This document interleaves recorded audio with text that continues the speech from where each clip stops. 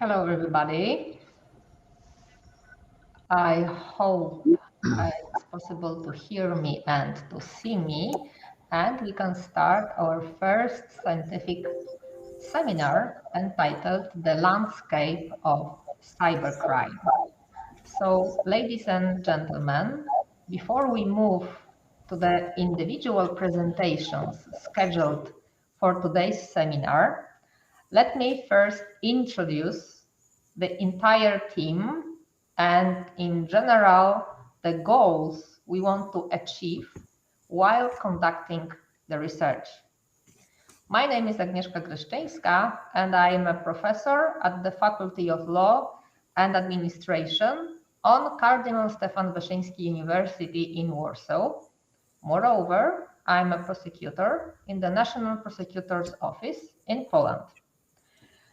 As a prosecutor and at the same time a professor at the chair of informatics law, conducting interdisciplinary research, I am responsible for analyzing problems at the borderline between criminal and administrative law.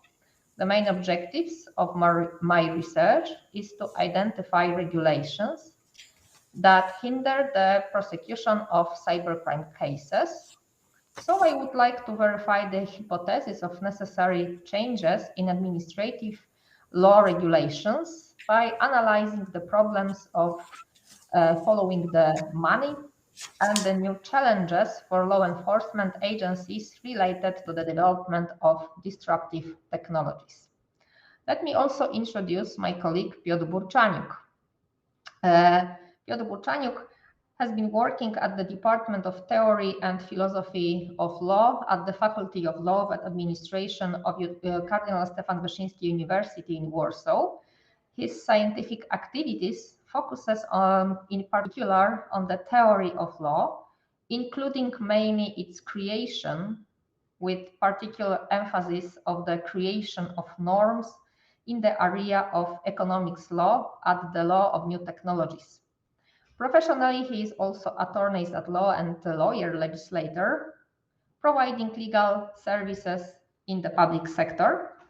As a representative of theoretical legal science and practitioners in the field of cyber security and information protection, his main task is firstly to conduct an analysis of the types and scopes of pretrial activities within the competence of Polish services responsible for combating cyber crimes. Secondly, he will conduct a legal analysis of the conceptual scope of disinformation. Let me introduce Professor Judith Jaszko. Professor Judith Jaszko is a full professor, and since 2020, she is a head of the Department of Criminal Law and Criminology and Vice Dean at the Faculty of Law of the University of Miskolc. She gave a lecture about substantive criminal law and administrative criminal law. She was a project coordinator in various European Union projects as a project coordinator or a team member. As a representative of the criminal substantive law, her main task is the analysis of the new forms and methods of the money laundering, in particular, the new challenges posed by cybercrime, to examine through the analysis of the European Union's preventive and repressive instruments, whether current legislation is adequate to deal effectively with this new form of money laundering. Let me introduce Professor Erika Roth. Professor Erika Roth is a full professor and the head of the Institute of Criminal Sciences at the University of Miskolc, Faculty of Law. Her teaching profile including subjects related to criminal procedural law. Her main task is the introduction of rules of the Hungarian Code of Criminal Procedure applicable in cybercrime cases, with special regard to means of evidence, the use of coercive measures, and the conduction of investigation. She will also discuss some problems emerging in law enforcement practice. Let me introduce Professor Ferenc Santa, who is working at the University of Miskolc and as an associate professor at the Institute of Criminal Law and Criminology. Professor Ferenc Santa is a representative of the criminal substantive law. His task is to examine the Hungarian criminal law rules on cybercrimes, including the analysis of the relevant statutory definitions of the Hungarian Criminal Code, the issues related to the conceptualization and categorization of cybercrimes, and the problems related to jurisdiction. The other part of his research is dedicated to the domestic and international dimensions of online sexual exploitation of children. And let me introduce Professor Rafał Wielki, who is an assistant professor at the Faculty of Law and Administration at the University of Opole, where he also served as deputy dean. He is also a member of the Scientific Council of the Institute of Forensic Research in Kraków. As a representative of forensic science and criminology, his main task is to analyze the methods of fighting cybercrime that can be used by law enforcement agencies. The task is to examine the problem of data retention and the legal aspects of fighting cybercrime. It will further explore the use of crime analysis as a tool in the fight against cybercrime and present a selected criminological phenomenon related to cybercrime. Now, I would like to introduce research objectives of our team very shortly, of course. So the principal research hypothesis states that the effectiveness of countering of cybercrimes depends not only on the scope of criminalization and substantive criminal and procedural law, but requires an ecosystem of criminal, administrative, and civil regulation, both at the national and international levels. To verify the principal hypothesis, thus stated, we conduct a research to verify sub-hypotheses described in detail in the research concept. The scope and objectives of the research, thus defined, enables the achievements of a primary research deliverable, namely the development of a proposal to the Polish legislator for an appropriate legal framework based on solutions developed in this respect inter alia in Hungary. So we can go further to our seminar. The main objective of today's seminar is to define the framework of the research. The topics of the presentation are general issues of cybercrime. We have 6 members of the cybercrime team presenting their papers on today's seminar. According to the schedule, the first presentation should be mine, but I was speaking very long, so I first give the floor to my colleague, Professor Rafał Wielki. So we will only change this point of our today's seminar. Now I would like to give the floor to Professor Rafał Wielki for the first presentation entitled Cybercrimes and Terrorist Threats, because it's very important issue. Professor, the floor is yours. You can share your presentation, and first you share your presentation, I have to give you this role. There is a slight problem. Okay. we can see the presentation. You have the presenter role, so I think you can use your microphone also. Okay. So you say that my slideshow is visible and you can hear me, yes? I confirm everything is okay. Okay, thank you very much. Dear professor, dear colleagues, dear guests, today I would like to focus on the topic of cyber crimes and terrorist threats as a part of the landscape of cybercrime, because when I was considering the topic of this presentation, I was thinking about many specific forms of criminal behavior that may come to mind. And I was thinking that one of the most important areas would be this one. I mean, terrorist threats using cyber crimes. Of course, this area I will be researching in this project, and I will try to make the results of this research public in the form of a scientific article. But in today's seminar, I want to cover a few topics such as we can say main areas such as financing terrorist activities, terrorist cyber attacks, and spreading ideology and attracting recruits to terrorist groups. The very first thing we can focus on the issue of financing terrorist activities and cybercrime. It's noted that cryptocurrencies can be used by criminals, so this problem I think is worth investigating. What about cryptocurrencies and using them to finance some criminal activity? According to data from 2018, it is said that nearly 1 in 4 of Bitcoin users have been linked to some criminal activity.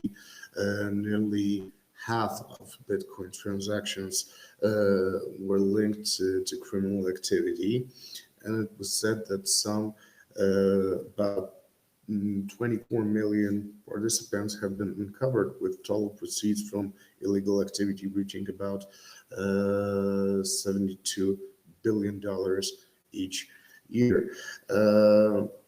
It's also said that Bitcoin's high value, of course, I'm talking about Bitcoin as an example of cryptocurrencies because we have much more, but especially Bitcoin's high value was linked to its use for criminal purposes, which was also confirmed by fluctuations after high-profile law enforcement successes where cryptocurrencies were the backdrop.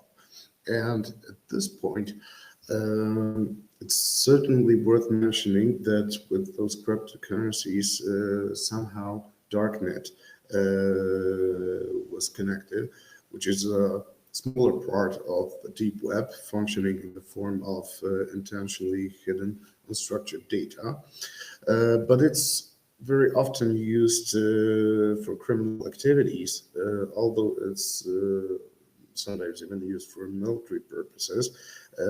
However, there is no doubt about that the cyber criminals, crackers, hackers, or even terrorists have made use of this part of the network, using, among other things, to combine some of the forces of criminal groups and their activities. Today it's quite an open secret that criminals are trafficking weapons, drugs, fake documents, sometimes child pornography, or even making some human trafficking work in this part of darknet. And there is a problem of criminal transactions because there is a need to be looked from some other angle. Are cryptocurrencies really used for the activities of terrorist organizations? Can we say that cryptocurrencies actually are a attractive to terrorists. There were some researchers on this topic, and some researchers note that there are a number of factors that make cryptocurrencies unattractive for terrorist activities. Why? They are primarily related to the risks faced by all users of cryptocurrencies. So namely, we can say it's cryptocurrencies are unpredictable and have sudden fluctuations in cryptocurrencies. Also, holding them in wallets is vulnerable to crackers. And also we have the problem of growing interest of secret services and their increasing training. So on the other hand, we must keep in mind that terrorist organizations are very well equipped to manage risk, as almost every stage of preparing and executing a terrorist attack requires operating under very high conditions. But other studies show that use of cryptocurrencies by terrorists has been so far episodic. It's irregular. Maybe that's because of some other groups have a better technical preparation. And however, we can still focus on the study of using cryptocurrencies by terrorist organizations. The use for terrorist purposes has not reached the status of phenomenon. It hasn't become a systematic threat, but we must remember that potential proliferation of the scale of such activities cannot be ignored, and maybe in the future there will be more problems connected with cryptocurrencies and terrorist organizations.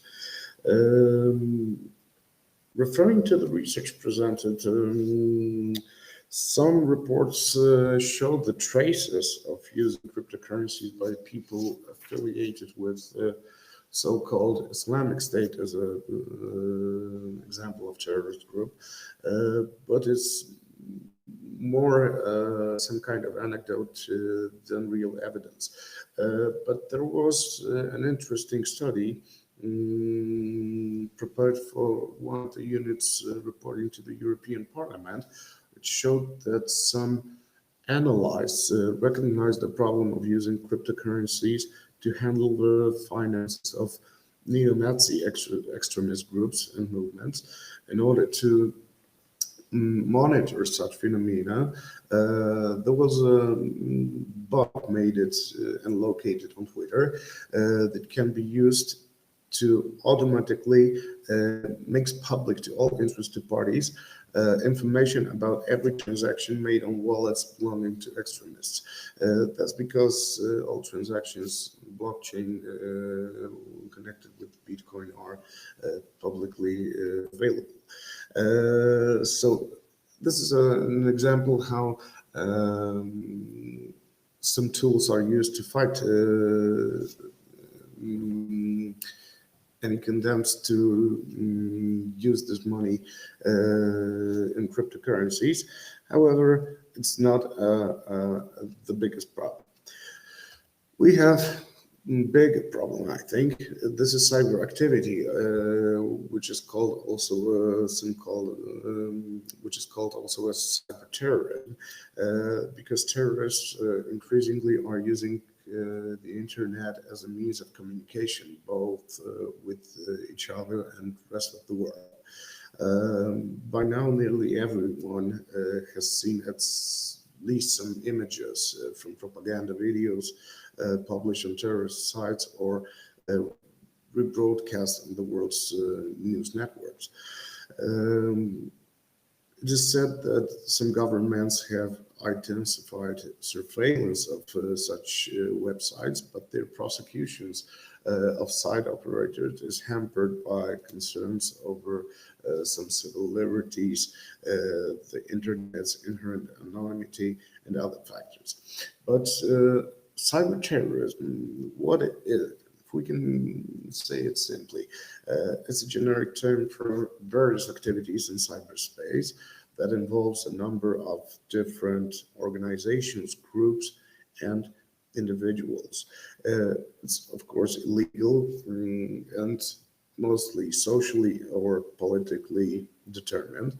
And assaults, threats, or assaults against computers, networks, and store information are the main target. For an attack to be regarded as cyber terrorism, the intended effect has to be a serious human or economic casualties. Also, we can say that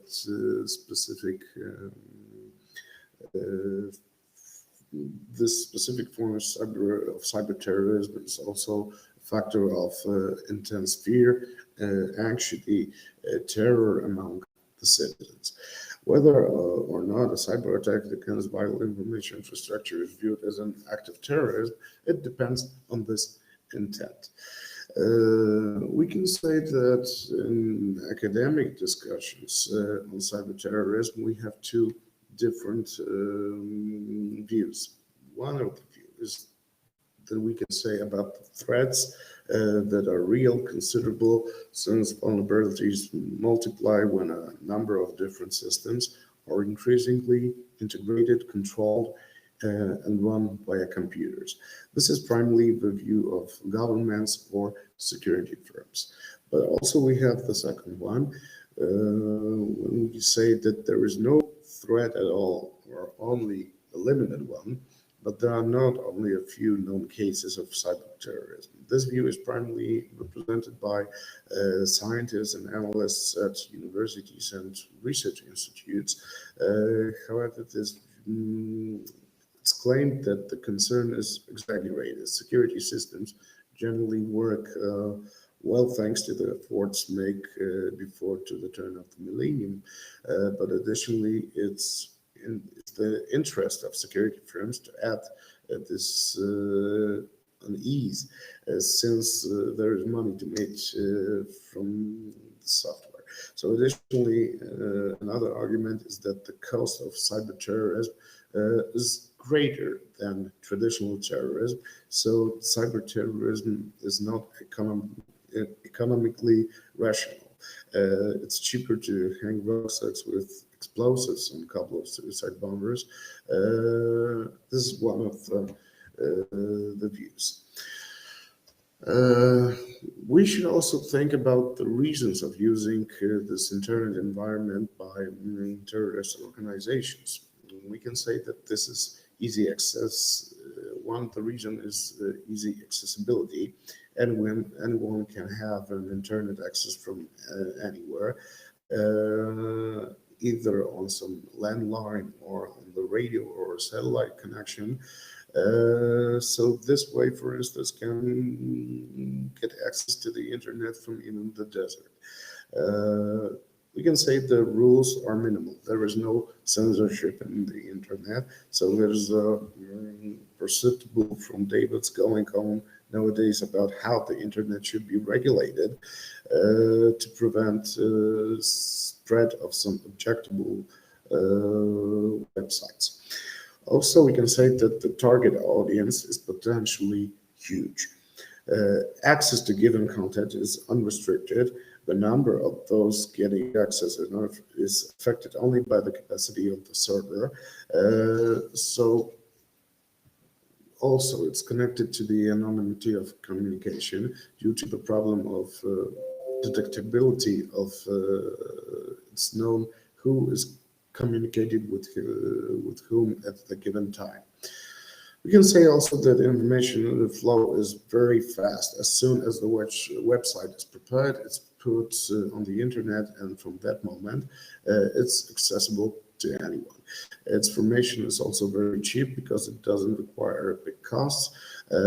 Its infrastructural background has to be provided only once, and from that moment, it can be used freely. What is also important is multimedia environment in which possibilities are given. So we can add some audio, video, image, text, by which deterrence propaganda can be made to a significant extent. exploring possible ways for terrorist use of internet and aggregation on several key moments, such as planning, execution of terrorist acts, spreading propaganda, recruiting new members, finding finances, training its members, could be also taken under consideration. But the work of the terrorist organizations is very important to be promoted, noting some ideas, goals, actions that are made, and the main objective is audience, not the victims. Most of the terrorist organizations have their own websites, groups, forums. However, they are using some new methods. It's very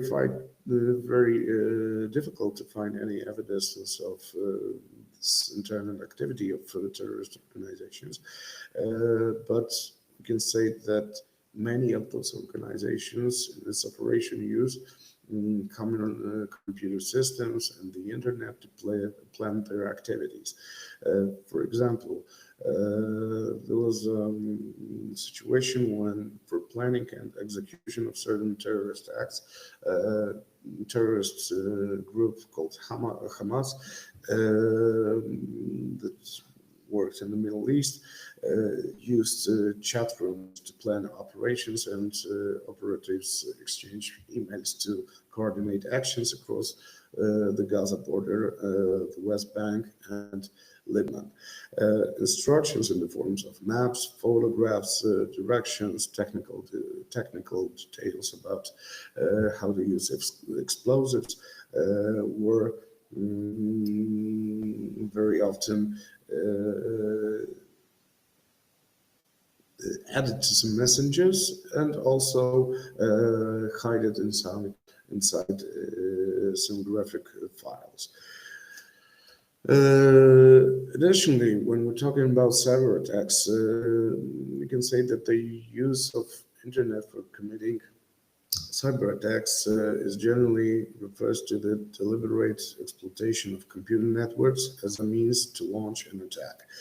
Such attacks are typically intended to disrupt the proper functioning of the target, such as computer systems, servers, underlying infrastructure, through the use of hacking, advanced persistent threat techniques, computer viruses, malware, flooding, or other means of unauthorized or malicious access.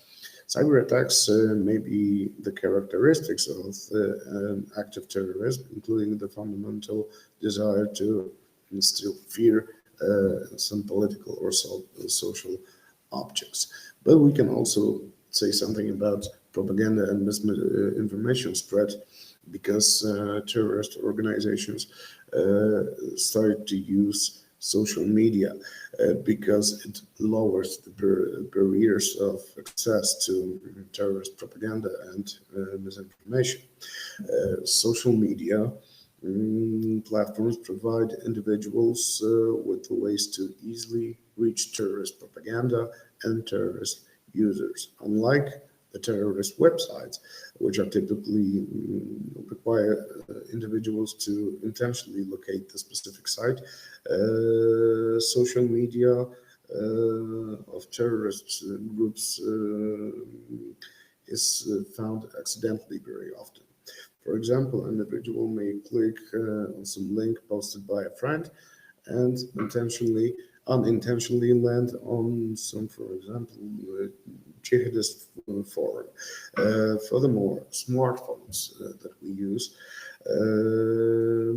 have made it possible for individuals to constantly have access to the internet at almost all times and places. So physical location and time are no longer relevant on individual ability to access terrorist information. Also, terrorist groups can use social media to search for the target individuals that might be particularly interested to their ideology. For example, so-called Islamic State or Daesh utilizes social media platforms that are popular with teenagers to attract and recruit young people who are accessible to this propaganda. Terrorists can craft their propaganda to appeal certain populations by portraying their organization as a solution to individual problems. This is some sort of brainwashing, we can say. But not only social media is being used, also video games are used to spread propaganda and to recruit new members. It isn't a new tactic, because first evidence were noticed in 2003 when Hezbollah was creating video games for recruitment purposes. But in general, we can say that there are three main types of activities of using computer games. This is a production of bespoke games, modding mainstream games, and in-game chat that is called grooming. So let's focus on the production of bespoke games. There are a number of high-profile examples of extremists producing their own video games. Although these games capture headlines, it's unclear how large an impact they have, as they are usually removed rapidly from digital distribution services such as Steam, and represent a high investment of time for the group to create. But the second thing is modding mainstream games. Many games allow users to create their own modifications or mods. This is a positive creative output that can be abused by extremists. How examples? There are examples such as using some modes of games, very popular games like Grand Theft Auto or Call of Duty modded by members of Islamic State. And this tactic places powerful game engines at the disposal of extremists. Extremist mods garner press attention, the illusion of credibility and technical competences to those unfamiliar with the ease with which mod can be created. Also, we have the problem of in-game chat. In-game chat functions, both text chat, provide a possible avenue for extremists to groom vulnerable users. Recruiters can target people on open platforms, and they're starting to build a relationship before inviting these people to more closed-off environments. Examples of extremist first contact taking place via in-game chat are rare but unknown to practitioners.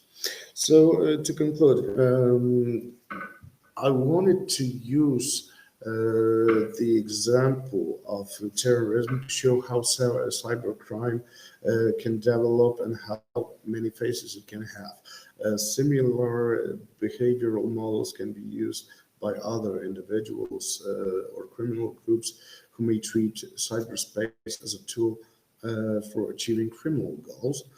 So, in conclusion, I wanted to use the example of this terror to show how it's developed.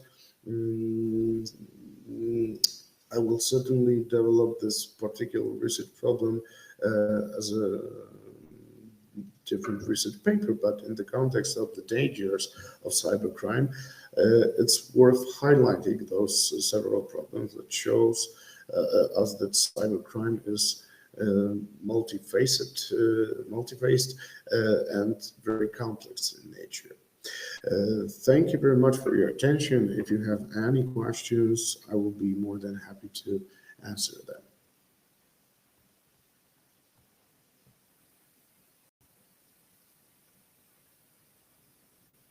Thank you very much. Thank you very much, Rafał.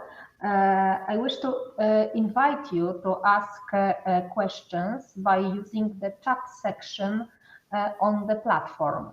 So if there are any questions, you can just turn on your microphone or provide a question using the chat section on the platform. So I think it's my turn now. So I will just provide my screen and share this screen with you.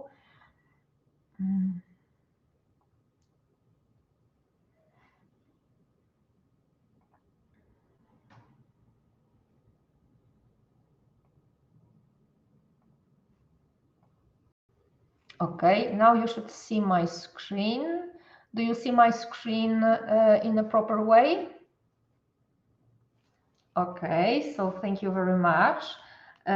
So, ladies and gentlemen, although I prepared a slightly different presentation for today's seminar, yesterday, the report I was really looking forward was finally published.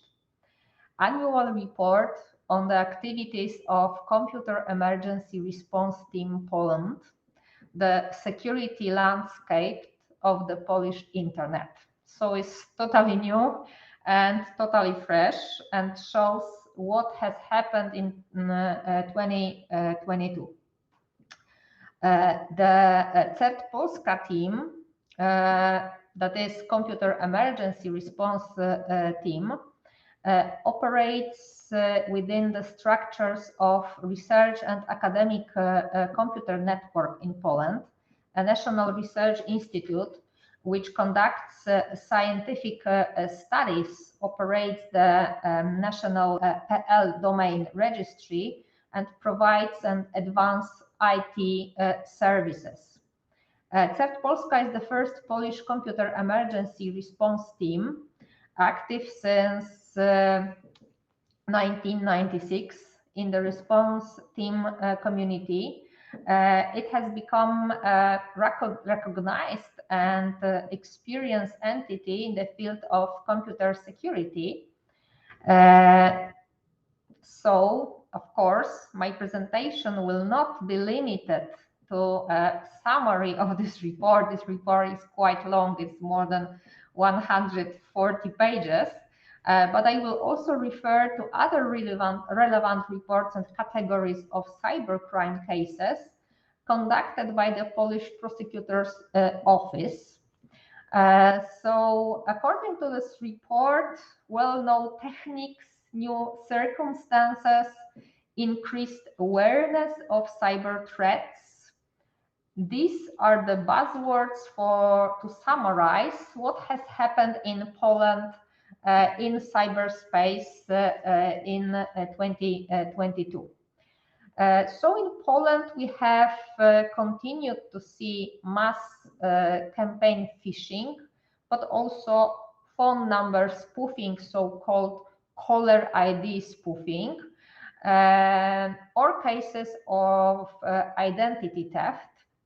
The base social techniques tricks were invariably among the most widely used mechanisms by cyber criminals.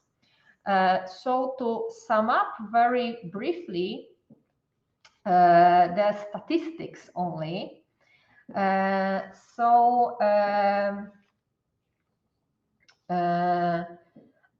2022, the CERT Polska team received more than 300,000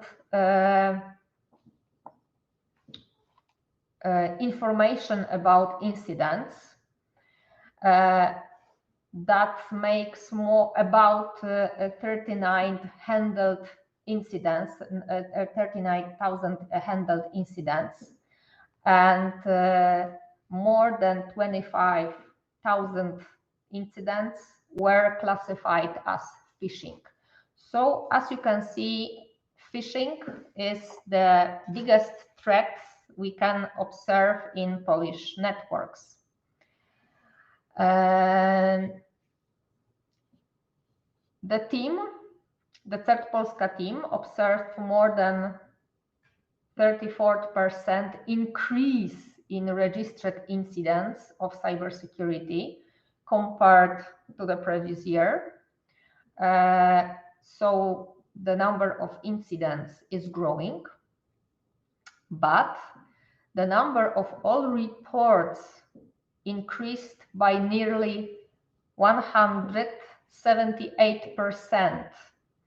So as we can see, the increase in notifications and incident cybersecurity is certainly due to a form of growing awareness of the existence of the Third Polska team. So this is also good information, because people know that they can report an incident and they really do it.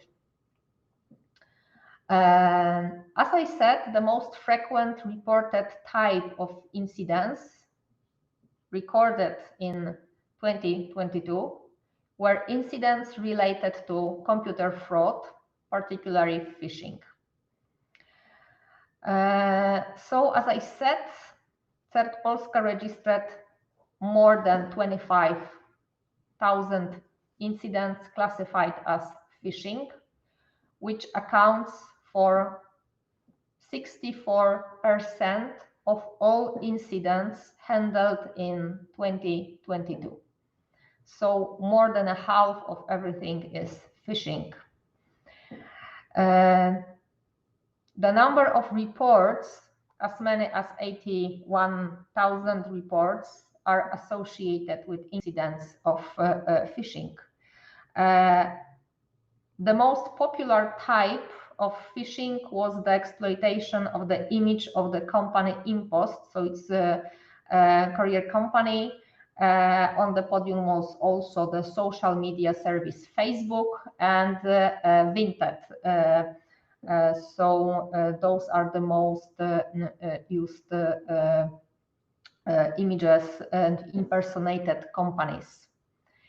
Another types of incident frequently reported was malware. The third type of incidents that occurred more frequently were intrusions into, among other things, IT systems, mail accounts. So it's also a big problem in our networks. But analysis of reports of cybersecurity incidents has steady significant growth in the number of incidents both in Poland and across the globe. This trend is related to the global increase in the number of internet users. At the time spent online, which among internet users is in 2021 was already 6 hours 54 minutes per day. So we can see those numbers, and of course a shift in the scope of the provisions of work in education or leisure activities during, for example, the pandemic, provide grounds to conduct some quantitative analysis of incidents and cybercrimes also. So if we would like to see this, let's say, relations, we can see this slide. So we can see that an increase of online shopping is correlated with an increase in online fraud and computer fraud as well. And research on the relationship between the increase in the number of people using online services, new users, the time spent online by internet users, and the increase in cybercrime, of course, should be continued. Because we are focusing on cybercrime, not only the incidents, it is important to state that incident categories do not correspond to normative descriptions of prohibited acts. referring to the structure of the crime resulting from Article 1 of the Polish Criminal Code, it must be stated that a crime is such human conduct that meets the conditions allowing it to be defined as an act.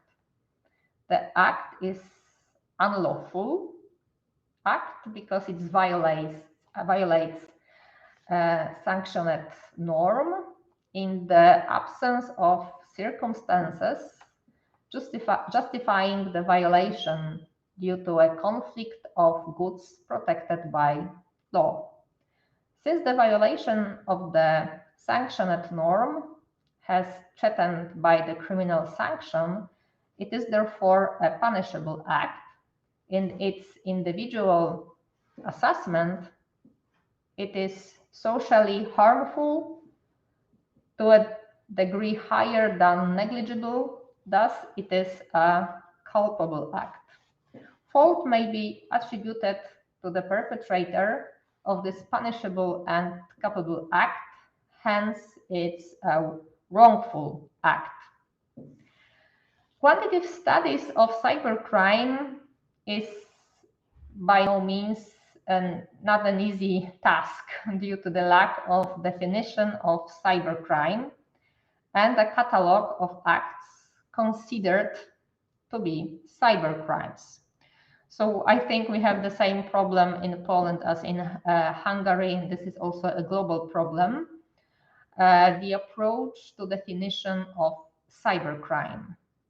So cybercrime, understood in the narrow sense, includes cyber-dependent crimes, offenses that can only be committed using a computer, computer networks, and other form of information communication technologies, when the computer or a computer network is the target of the criminal activity as the final goal. For example, hacking, for example, spamming, for example, crime wars. These acts include the spread of malware, hacking, or for example, distributed denial of service.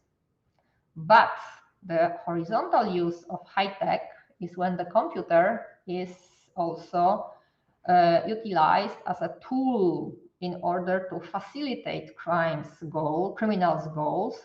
For example, e-fraud, cyber laundering, child pornography, or phishing. So we can also talk about cyber-related crimes or cyber-enabled crimes. So, of course, I have some statistics, and as we can see, criminal proceedings in Poland carried out in connection with their occurrence are instigated with the adoption of various legal qualifications of a given act, and the list analyzed in the literature focus on acts against the protection of information, not covering the categories of cases that can be considered as computer-related or computer-enabled crimes. As we can see from this figure, the predominant qualification is the act under the Article 286, that is typical fraud. And for example, is online shop, the shop that has no goods to be sold, but it's online shop. So we can see that this kind of fraud can be described as cyber-related crime. So I analyzed some data obtained from the National Police Headquarters, and we can see that approximately 42% of all proceedings initiated on this basis, on the basis of typical fraud, can be used were committed online. So it should be in the category cybercrime also. Of course, this demonstrates the changes in the modus operandi of the perpetrators, who use high tech as a means to achieve the criminal goal of monetization. There are far fewer acts classifying as cyber-dependent crimes. So, of course, I will provide a specific research on that topic in a paper. So, showing only because my time, I think, is finished. So to see only the most frequent incidents that are also criminal offenses. According to the report prepared by CERT Polska team in 2021 and 2022, perpetrators attacking in Poland most often impersonated Facebook, and this is hacking related with fraud mostly. We had also this variant, so-called fake payment gateway. So this is one of the most frequent attack scenarios recorded in Poland in 2019 and 2020. Now it's not so serious problem as two years ago. The perpetrators were persuading victims to enter a fake payment website. So, for example, they sent a message that somebody is obliged to pay a small amount of money, for example, some fines, or, for example, some extra money for a fake online shop. And people who made purchases received a message via mostly text or messenger with the information regarding the payment and the link to fake page posing a website of a billing agent and then the bank. So then we had a website that impersonated, for example, a bank. So this is a fake bank website. And what is very specific, according to researches carried by Orange Polska, it is very difficult to protect victims from accessing the website impersonating another entity like Facebook or a bank. And malicious domains are usually registered on the day of the attack is carried out, and 80% of attempts of enter the malicious website occur within 15 minutes from the moment the victim receives a message with a link. So it's very, very fast. In Poland, during the pandemic, in order to protect internet users from phishing attack, the so-called warning list was created, containing domain names used to fraudulently obtain data and financial resources. This list is maintained by Scientific and Academic Computer Network, and domain names on the list may be blocked by telecommunications operators. So this list, this project is continued now in Poland, and I think it's a very good way to protect victims. In addition, of course, we have some regulatory proposals. For example, a new law on combating abuse of electronic communication provides for the imposition of obligations and powers on telecommunication operators related to combating abuse of electronic communications. So we have the proposal of smishing and caller ID spoofing regulation now in Poland. So to conclude my short presentation, with the development of advanced technologies, the physical world is increasingly intertwined with the virtual one, and it is more challenging to draw a line between space and cyberspace. The development of cybercrime, including hacking, leads to the revision of current legal regulations, the development of instruments of international cooperation in cybercrime cases, or the identification of new areas of criminological research. Changes in the threat landscape must be followed by changes in substantive and procedural law. And of course, we have to remember that cybercrime is one of the most dynamic forms of crime. Those committing cybercrimes are highly adaptable. In order to achieve their goals, they quickly adjust their methods, the tools and they use, and the social engineering techniques involved in the attacks. So new threats should also lead to the discussion on the protection of users of electronic service. Thank you for your kind attention. And if you have any questions, please provide the question in the chat box or just turn on your microphone. I don't see any question in the chat section. So the next presentation is the presentation of Professor Ferenc Santa. Professor, the floor is yours. So it will be a presentation, Cybercrimes, Introductory Remarks in the Frame of Hungarian Criminal Law. You can share your screen.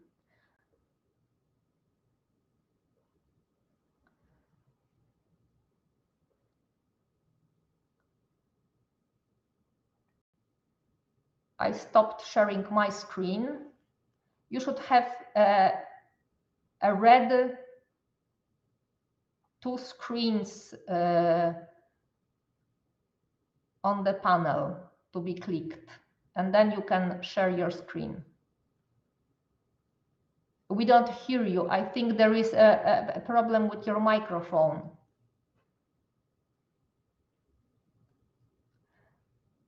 Okay, we don't hear you. So maybe we will change the schedule because there are some technical issues. Maybe you should use a headset because we don't hear your microphone and we see that it's on. So I think there is a technical problem. So I would like to suggest changing the schedule, and I would like to ask Professor Erika Roth to present her speech, Threats and Answers Concerning Cybercrime in Hungary. Thank you very much, and I try to share my screen. Okay.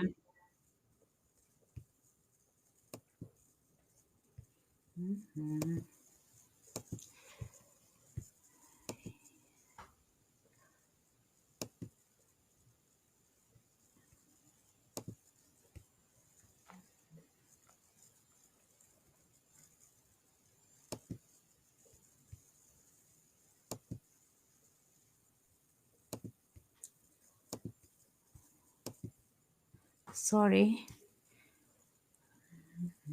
It's the red circle close to the microphone. You can. Yes, I have found it, but I can't find my PPT. However, it is open. You can share all the screens, so all the shield you can provide. You don't have to, let's say, download the presentation. You can you can choose a window or the full screen. So yes.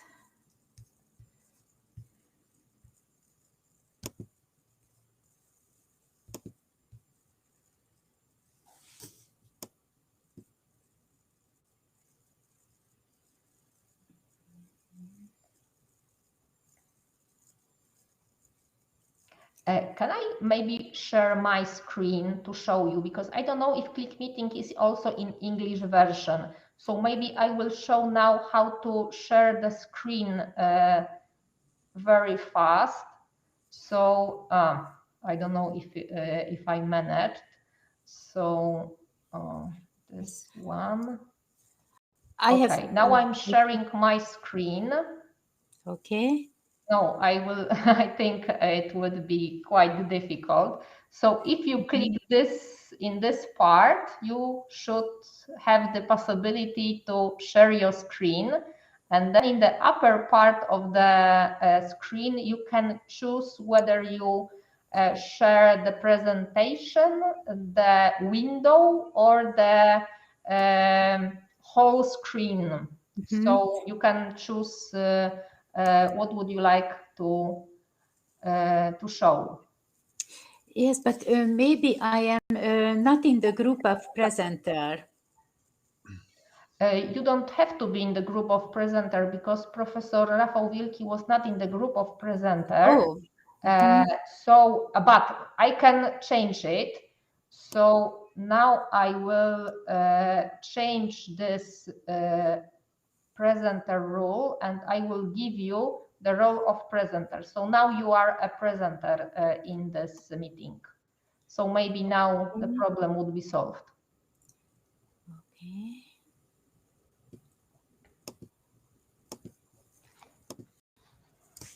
Oh, we can see something. Yes, great. We have the presentation.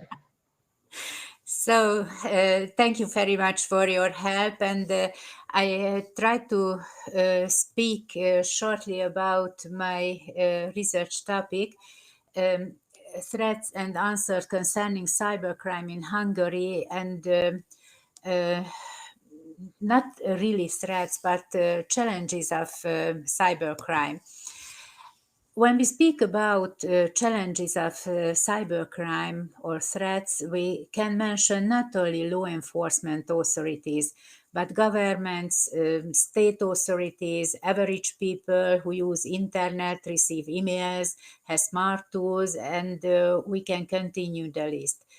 Digitalization plays more and more significant role in the everyday life of the average people and in the business as well. In the last 2 decades, we have to learn a lot and use results of digital development more and more frequently. The cloud meant something completely different to us a decade ago, and we had no idea that artificial intelligence would influence our daily life so deeply. The COVID-19 pandemic has helped to spread out the digital management of everyday matters and tasks even more. Just think about online education, shopping and communication that has become part of our everyday life in a short time. At the same time, the use of different platforms has also made us vulnerable, especially if we carry out our activities on less secure platforms. Children and elderly who are naive and less informed about the downsides of digitalization are at greater risk than the average people. Governments must be aware and recognize that cybersecurity is part of the national security, or it is national security priority. The government of Hungary realized this situation quite early and adopted two government decisions in which the Hungarian national cybersecurity strategy is defined. Government decision which was adopted in 2012 on Hungary's national security strategy has been repealed in 2002 by another government decision, and government decision adopted 2013 says about Hungary's national cybersecurity strategy. Here I refer only the point 70 of the government decision of Hungary's national security strategy, which seems to be relevant when we deal with cybercrime. The quotation, due to the rapid development and spread of information, the functioning of the state and society increasingly based on digitalization. The vulnerabilities of information systems therefore means a security risk. It is a global trend that malicious activities in cyberspace and are becoming more frequent, more sophisticated, and more damaging. It is the end of the quotation. On the basis of these documents, the cybersecurity organizational system was built in Hungary, which has a significance in cybercrime prevention and cooperation with law enforcement authorities as well. We have to make a difference between cybersecurity challenges and challenges in combating cybercrime, although cybersecurity problems can make it easier to commit offenses and thus have an impact on the fight against cybercrime. Just to shock the audience, I quote a study published on the website of the World Economic Forum. Being a cyber criminal offers big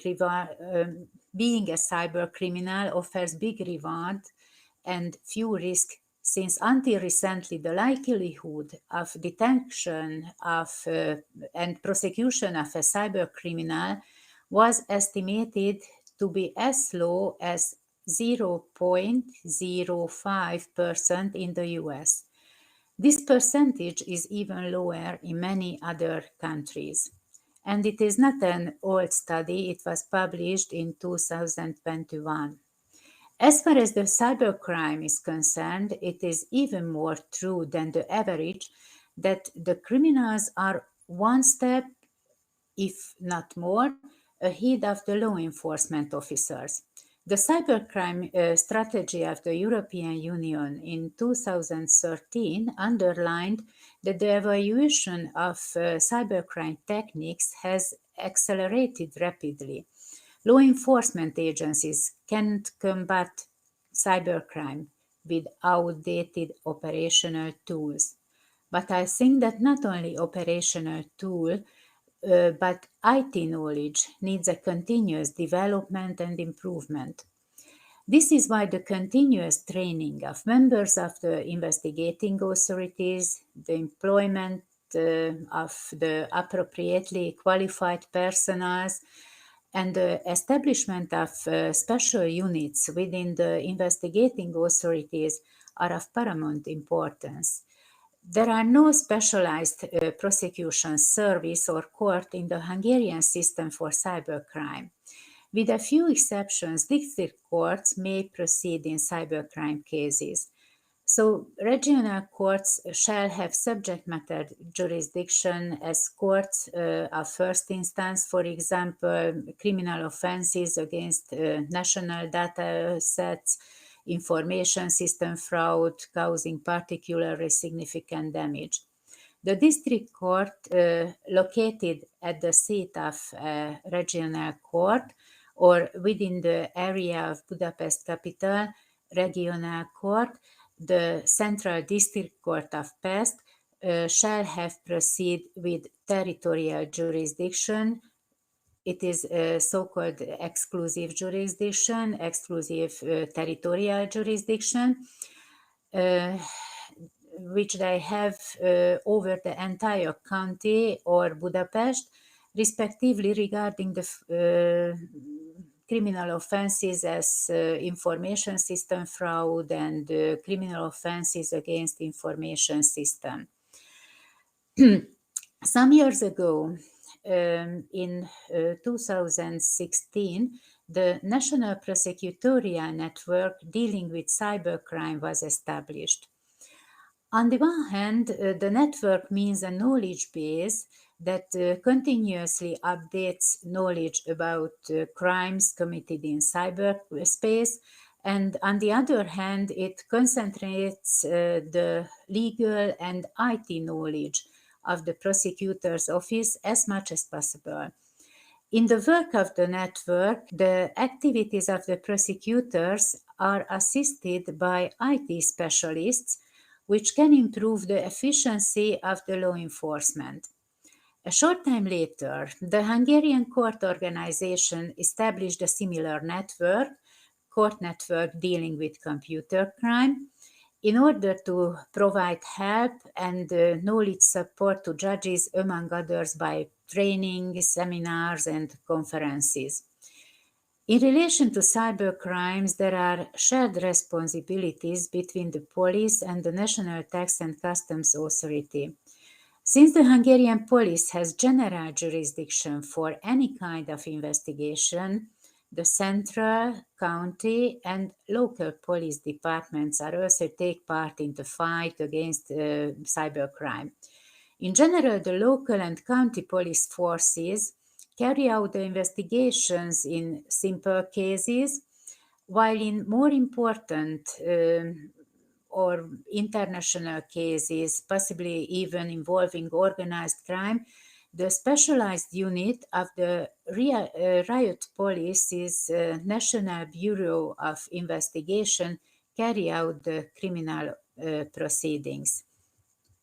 In general, we can say that Hungarian procedural law regulation meet the requirements set out in the Budapest Convention and other national and international standards. Proper implementation of international requirements does not mean that there is no difficulty in proceedings concerning cybercrime.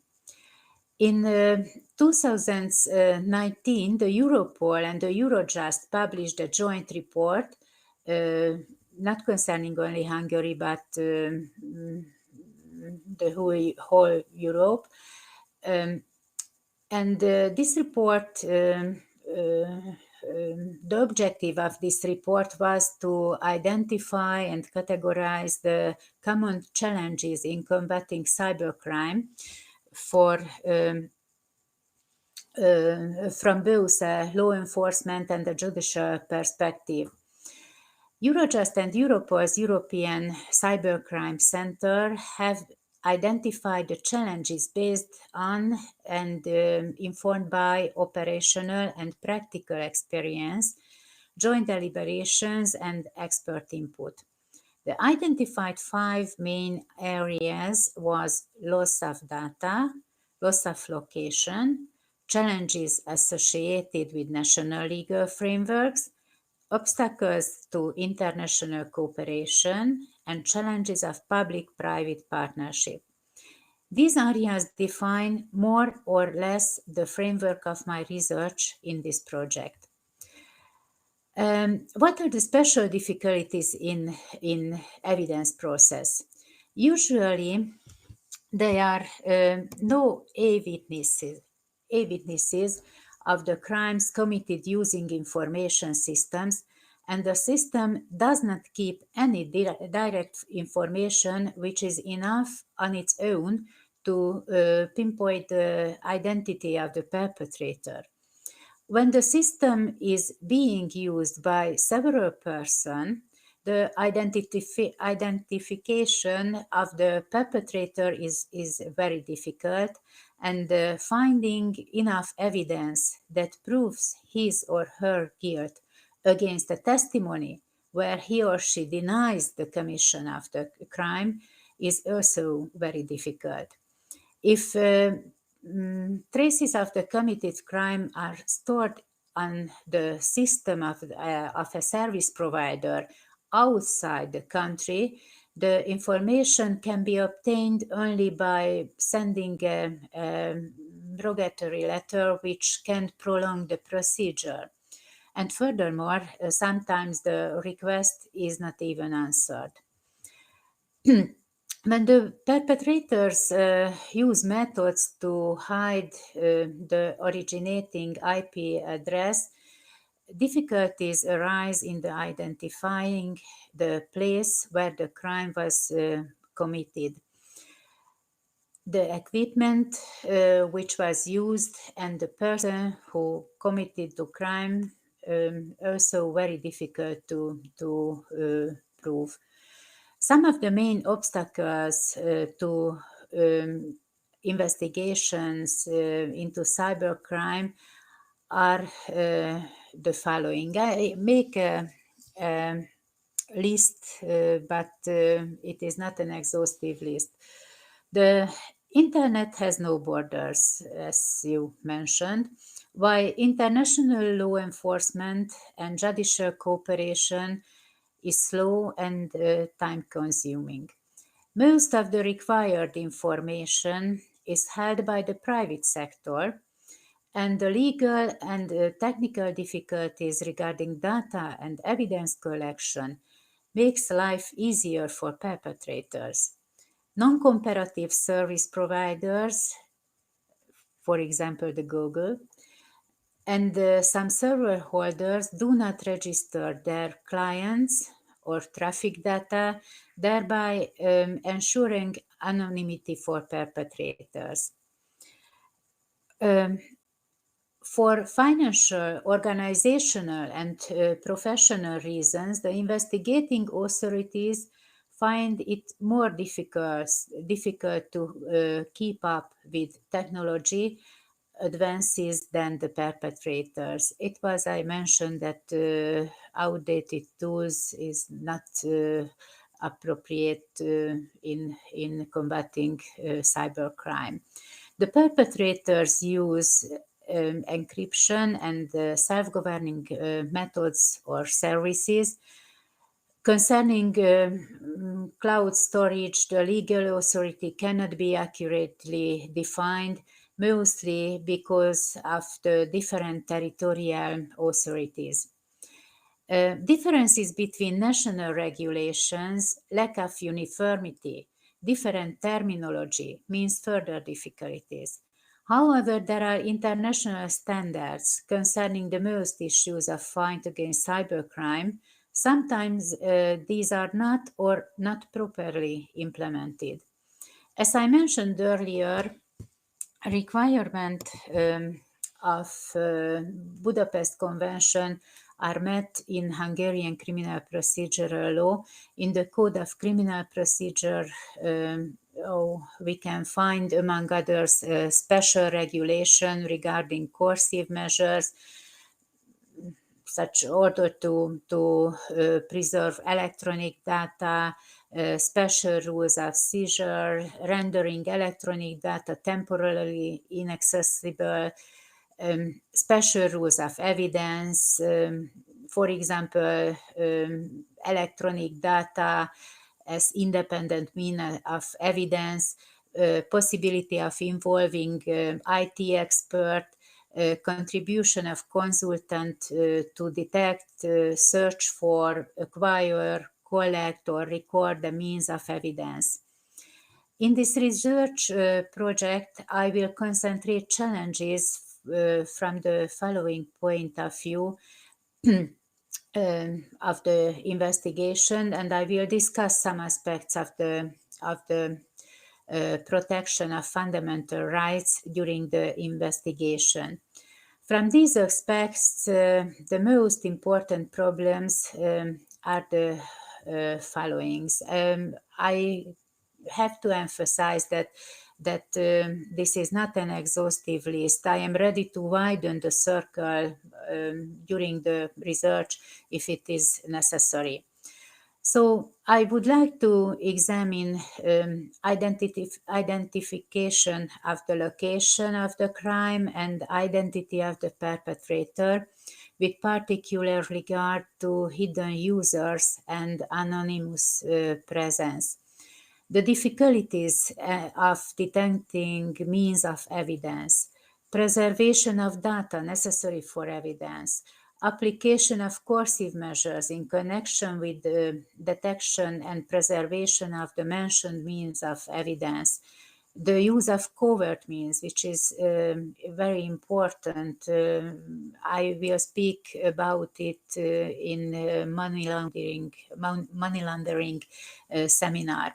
The particular importance of cooperation in criminal matters, protection of fundamental rights, including rights of suspected, accused persons, rights of the victims of crime, rights of the outsider persons. And now let me, now let me close my presentation with a thread that is truly relevant today. It is connected with a new artificial intelligence tool. Due to the privacy concern, ChatGPT was temporarily banned by the Italian government for a while. It is now available again in Italy, but several legal concerns may arise regarding this artificial intelligence tool. First of all, data protection, the protection of children, and the fact that displayed fake information may appear as credible information.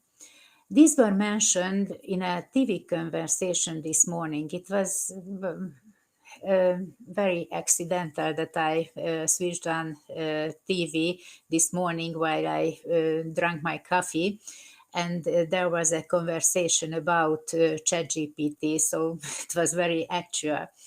Another participant of the discussion who teaches at the university said that it has already happened, that the students have submitted thesis and essay prepared with the help of ChatGPT.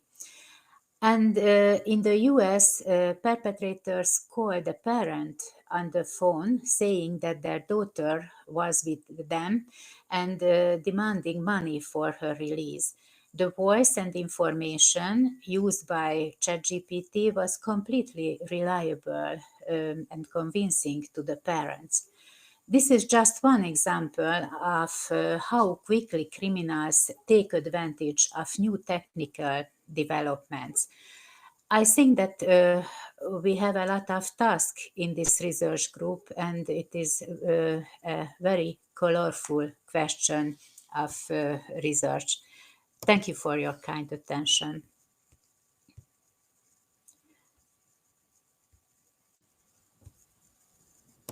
Thank you very much for your great presentation. The fact is that artificial intelligence is changing the landscape of the threats.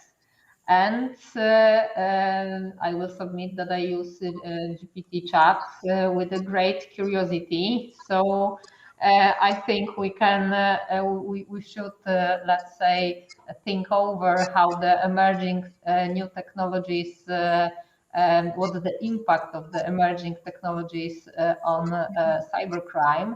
And I think we will have a lot of work thinking about the development of artificial intelligence applications. I have a question to Ferenc. Can you turn on your microphone? We will check if everything is okay. And now I will give you the role of the presenter. Maybe it will make you the possibility not only to speak but also to present your paper. So now you will have the presenter role. Check if you could share the screen.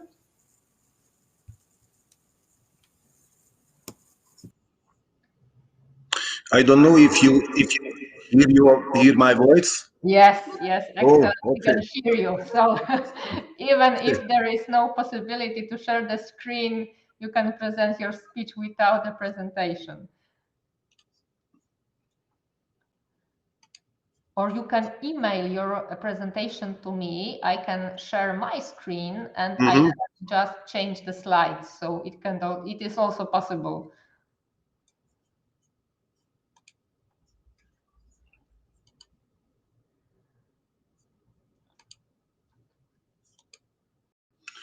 Do you see my PPT?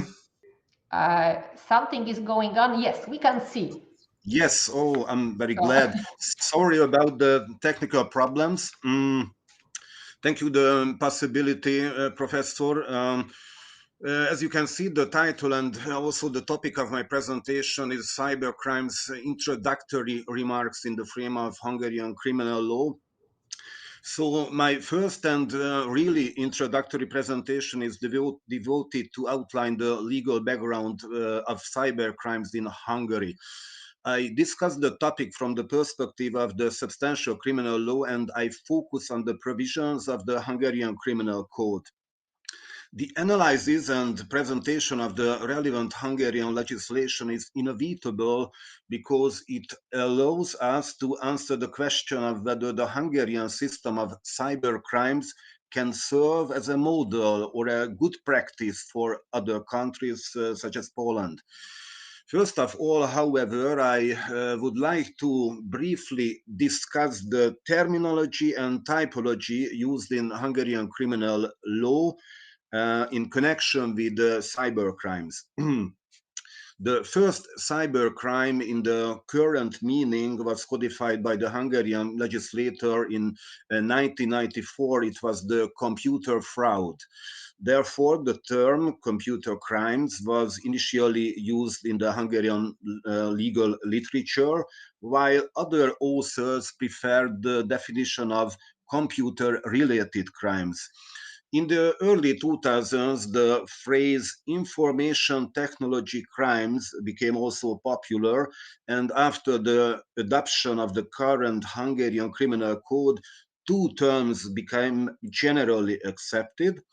The first is the crimes against the information system, as this is the title of the relevant separate chapter of the Criminal Code of Hungary.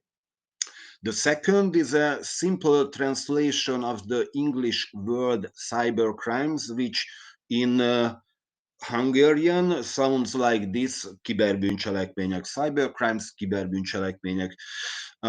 As regards the typology, the system that distinguishes between cyber-enabled and cyber-dependent crime, which is mentioned by Professor Agneska, is the most widely used and adopted by Hungarian researchers. Cyber-enabled crimes are the so-called cyber crimes in a broad sense, traditional crimes or real-world crimes which have migrated into cyberspace. In these cases, the information system is the instrument used to commit the offense. These crimes cover traditional actions which are carried out by sending or publishing different contents and various forms of communication, when cyberspace is simply a new area. Cyber-enabled crimes range from the fraud to money laundering to drug trafficking to harassment to child pornography to threatening to commit a serious crime and beyond. The other, the cyber-dependent crimes, are the so-called cybercrimes in a narrow sense, criminal offenses that arose with the advent of technology and cannot exist outside of the digital world. They can only be committed using information systems, and the object of these crimes is the information system. Cyber-dependent crimes include, for example, the well-known different forms of hacking, ransomware attacks, or phishing. And this time I focus on the latter category, and I would like to outline the system of the cyber-dependent crimes or cybercrimes in a narrow sense in Hungary. First of all, I like to deal with the background of our current regulation, of our current legislation. I note that the main influence on the current regulation of cyber-dependent crimes has been the related international legal instruments. As I mentioned, the first cybercrime was the computer fraud in Hungary, but in 2001, after Hungary signed the Budapest Convention, the Hungarian legislator introduced two new offenses into the chapter of economic crimes of the old criminal code. These were crimes against computer system and data and crime of circumvention of technical measures for the protection of computer systems. This solution has been criticized because the protected value of these offenses is not the order of the economic management. Taking this fact into account and to harmonize with the provisions of the EU framework decision on attacks against information system from 2005 and the draft EU directive, which later became the European Union's directive from 2013, the Hungarian legislator has inserted the cyber-dependent crimes in a separate chapter of the new criminal code titled Illegal Access to Data and Crimes Against the Information System. In this chapter, there are two criminal offenses which can be classified as cyber-dependent crimes, and one is closely related to them. So the relevant crimes are the breach of an information system or data, the circumvention of technical measures for the protection of the information system, and illegal access to data. And there is one more cyber-dependent crime among the crimes against property. This is the fraud committed by using an information system. So let me see the first relevant criminal offense titled breach of an information system or data. In the slide, you can see the statutory definition of the crime, the first case of the crime. The first case of this crime can be described as the unauthorized use of an information system. It can be committed in two ways: by entering the information system or by remaining inside the system, exceeding or violating the access rights. An example of the first case is the perpetrator who does not have access to the system. This is the so-called hacking. There are different types of unauthorized entry, for example, by obtaining and using the password of another person who has access to the system, by exploiting security weaknesses of the computer or the network, or by using a code cracking program, and so on. The offense requires a specific method of commission, namely, it must be committed by breaching or circumventing a technical measure that provides protection. This means that the information system must have active protection, such as a password, firewalls, or other means of protection for the offense to be established. The other illegal act, remaining inside the system, can only be committed by a person who is authorized to enter the system. The entry is lawful, but later the perpetrator carries out operations that exceed his or her user authorization. This offense does not constitute a purpose, and therefore it's not a condition of the crime that it is committed for gain, damage, or similar purposes, nor is it a requirement that the offender later performs any operation on the data stored in the information system, or even interfere with the system's functioning. Therefore, unauthorized entry is a criminal offense in itself. This is the situation of this is the case of the mere hacking. The next slide, you can see the definition and the elements of the second case of the criminal offense. This second case is the crime is the interference with the functioning of the information system. Examples of this case can include the so-called malware attack. The effects of malware can be various. They can interfere with the operation of the IT system by slowing down or stopping the computer, overwriting stored or transmitted data, modifying programs, and so on. And the second example is the denial of service attack, in which the perpetrator aims to render a computer or other device unavailable to its intended users. DOS attacks typically function by overwhelming a targeted machine with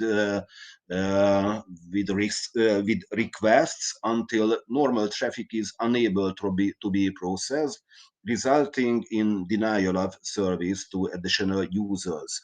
And the third example is the so-called defacement or web defacement, which also constitutes this case when an attack on a website that alters its visual appearance or informational content. And in this slide, you can see the third case of the crime. This third case is the various manipulations of data in the information system. If you can see the conducts of the crime, data entry alone is not punishable, but the deletion or modification of even a single piece of data already constitutes a criminal offense.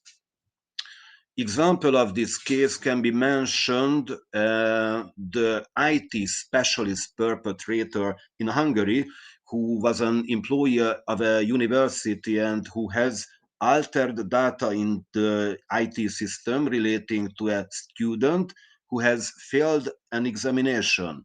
As a result of his act, the modified data indicates that the student has passed the examination.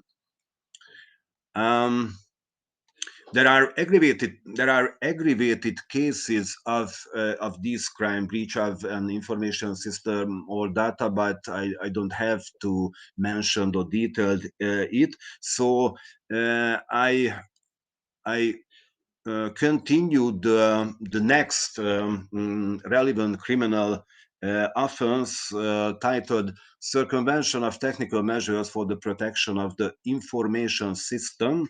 In the slide, you can see the statutory definition of the crime. And I note in advance that today, cybercrime has become a service-based business model. Tools and programs for launching various attacks available as a service, or we can purchase these tools through the so-called darknet online black markets. Cyber attacks have become easier to carry out by simple access to the knowledge and software needed to commit crimes. Therefore, it is important to define and punish preparatory acts linked to the cyber crimes as a separate offense. I have to say that this crime, this criminal offense, is not considered as a real cyber-dependent crime, but in order to effectively prevent cyber crimes, it is necessary to punish these criminal behaviors. Yes, and our third relevant criminal offense is the illegal access to data. You can see in the slide the conduct of this crime, because only one case of the crime titled illegal access to data can be considered as a cyber-dependent crimes. because it can only be committed by using an information system. For example, in the case of spyware, the criminal offense may arise, this criminal offense may arise, and we know that spyware is one of the most common threats to internet users. And finally, I like to deal with the crime, which is a special form of fraud. You can see in the slide the definition and elements of this crime titled fraud committed by using an information system. This is the first case of the crime that you can see in this slide. I note in advance that the Hungarian legislator has included this offense into the crimes against property, as its protected values are the property rights. This type of fraud can be considered as a cyber-dependent crime because it covers fraudulent conduct that causes damage to property by direct use of the information system. Another important difference between the form of this fraud and the traditional fraud, that this crime does not involve the deception of a natural person, because the deception of a natural person is the essential element of the traditional fraud. You can see the first case of this crime. The first case, like the first offense, which I mentioned earlier, can also be committed by manipulating data, but with the difference that the purpose and the result are also elements of the crime. The purpose is the unlawful gain, and the result is the financial loss. We can mention examples of this case as well. For example, the first is the bank fraud, when the perpetrator obtains internet banking login data and uses them to cause damage through a transaction in the information system. The other typical example is the card not present fraud, when the crime is committed without the card being present. So the card is not in the hands of the perpetrator. For example, the fraudsters acquire bank card details and purchase products on online shopping websites. And the last slide, you can see the second case of this crime, which is a really special one, because the object of commission of this case is, you can see, the electronic payment instrument, for example, a bank card. This second case of the crime is the so-called card present fraud, when a bank card is physically present and is used by the perpetrators. This crime includes the different forms of ATM fraud, when, for example, the perpetrator steals the victim's bank card and then takes the money from the ATM, or the perpetrator uses the so-called skinner to obtain credit card details and create a clone card and then use it for the criminal activity. I think that my time is up, but I would like to emphasize that further task of the research, the further task of my research is to answer the question of whether the Hungarian regulation of cyber crimes, this system, is harmonized with the relevant international legal instruments. Thank you for your attention.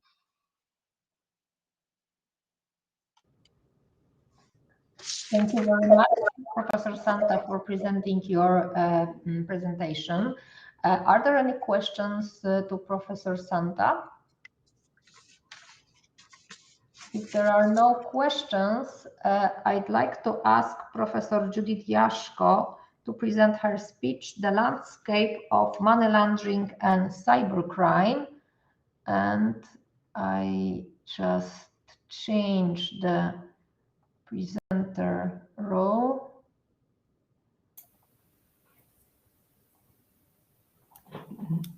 Thank you very much. Professor, you have the presenter role from this moment, so you can share the screen.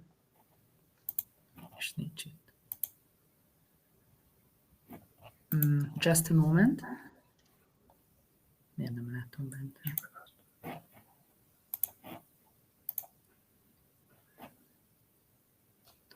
Ablak, yeah, okay. We can see the screen. Can you see my presentation? Okay. Yes, we can see your presentation. Okay. You can change your slides like this, or you can move a slideshow view. Okay, thank you very much, dear professor, dear colleagues. The title of my presentation is The Landscape of Money Laundering and the Cybercrime. The aim of my work in this very interesting research project is to analyze the new developments in money laundering, in the field of money laundering, also in the field, in the fight against money laundering in connection with the challenges of the new technologies. After some introduction comments, I would like to emphasize the main question in connection of the money laundering.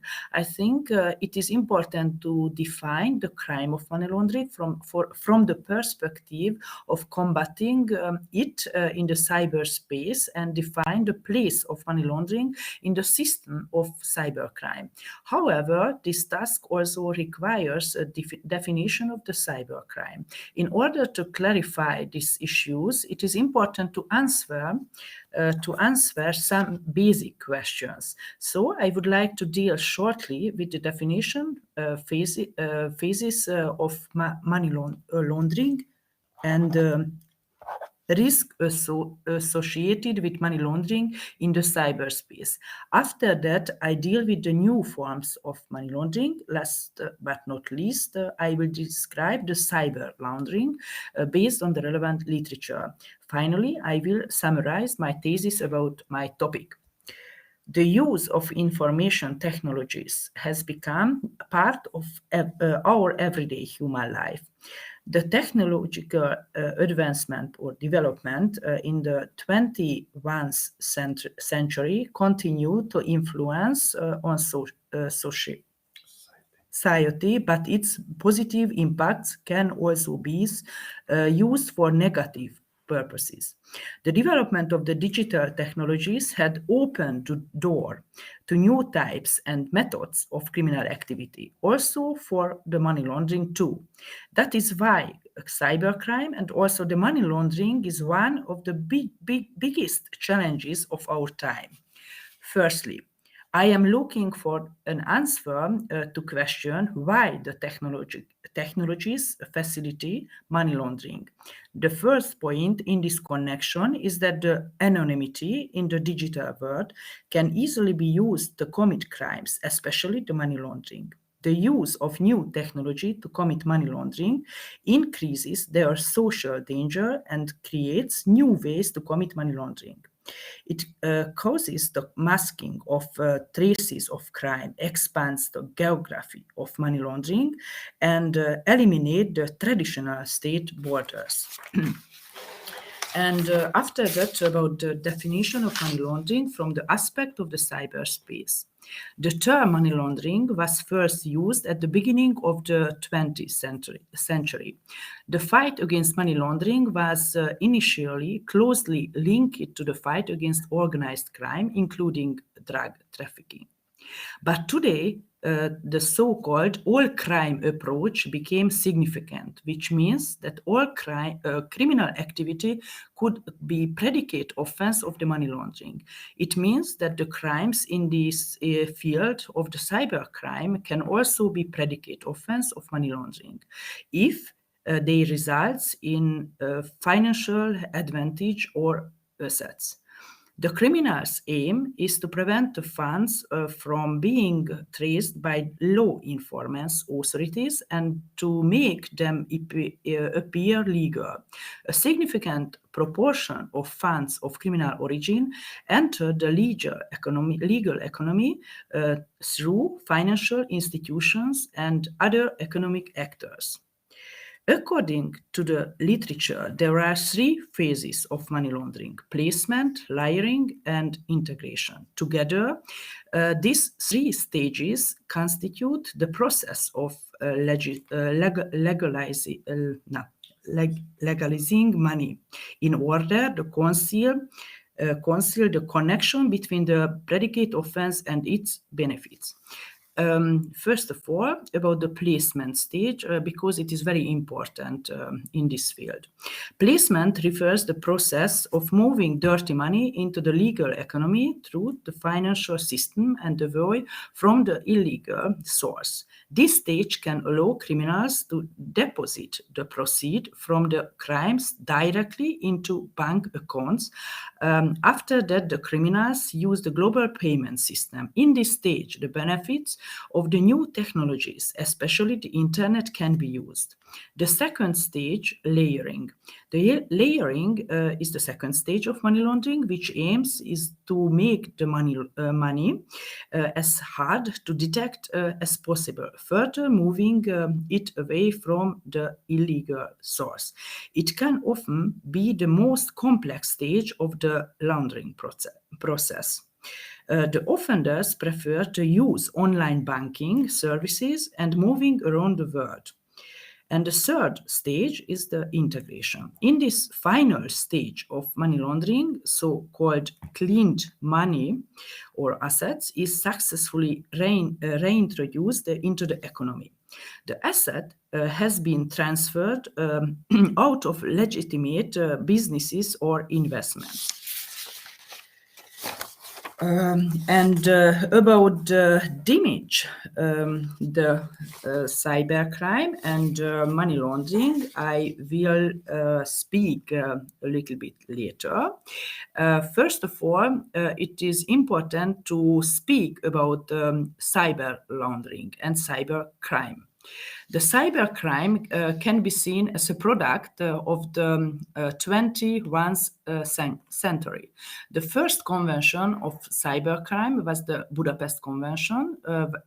It was adopted by the Council of Europe in 2001. It entered into force in 2004. Yeah, excuse me.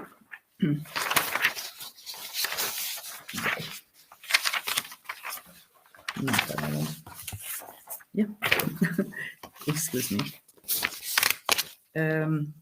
Yes, the aim is not to conduct a detailed examination of the concept of cybercrimes. I only focus on the points in connection with money laundering.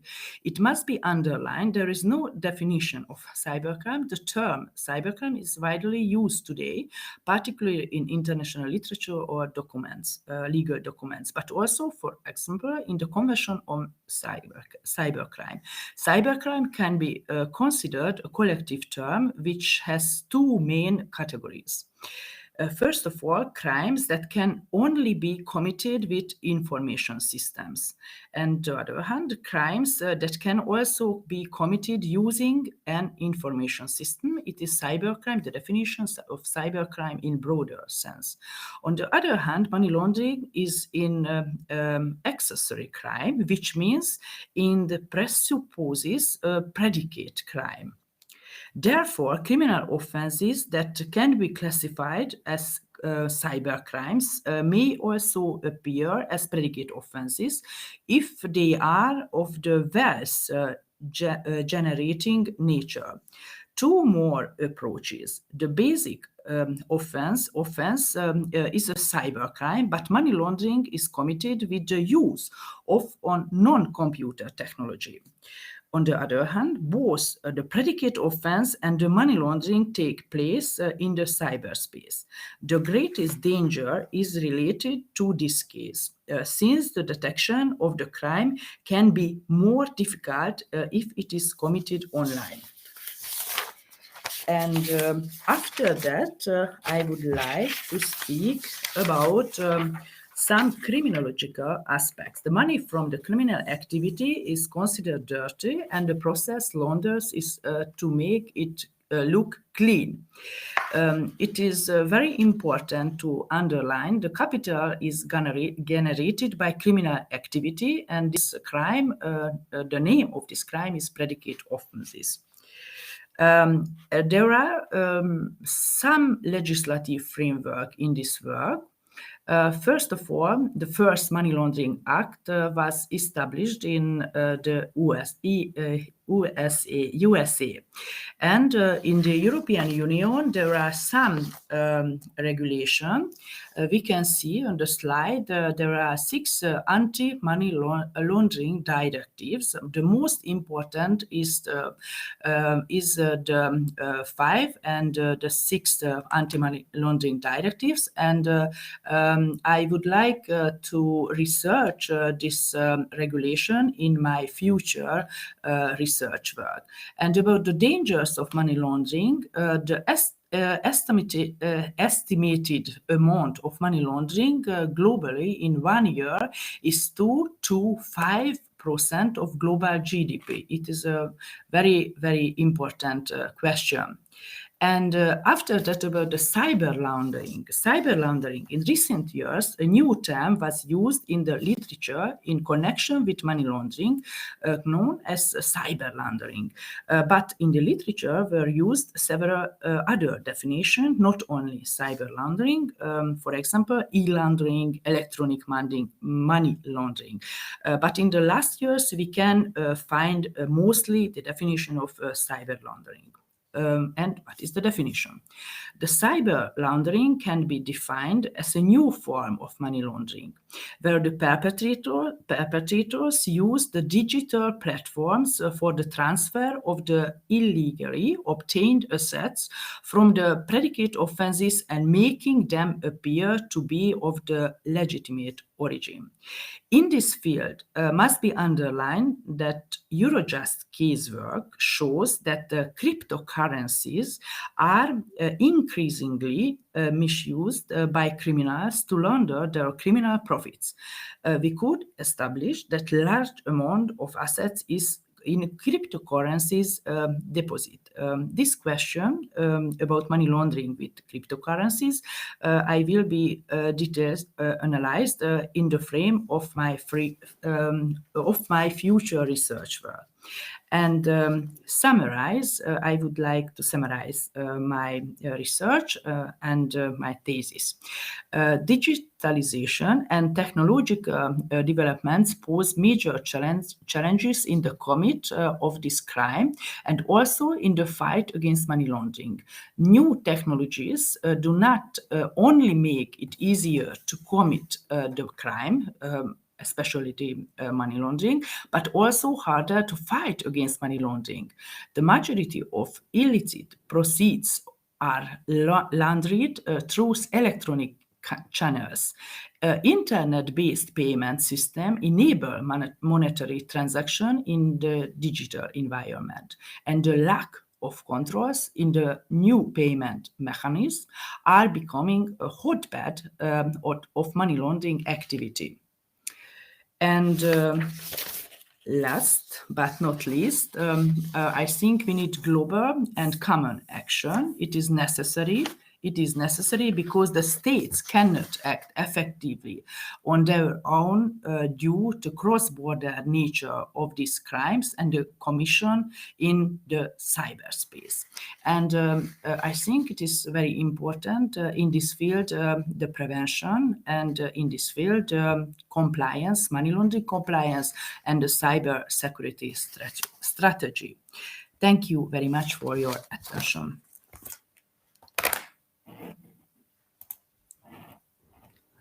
Thank you very much, Judith, for your excellent presentation. as following the money is more effective in determining the identity of cybercrime perpetrators than following the IP numbers, our research must take into account the legal problems of money laundering. So it's a very important topic.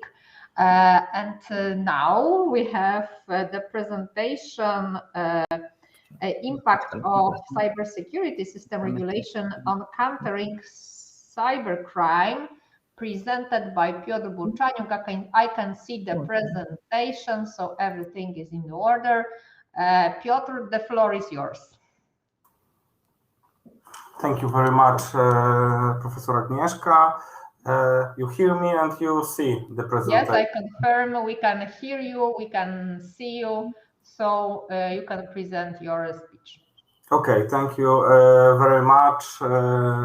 As it is said, last but not least, for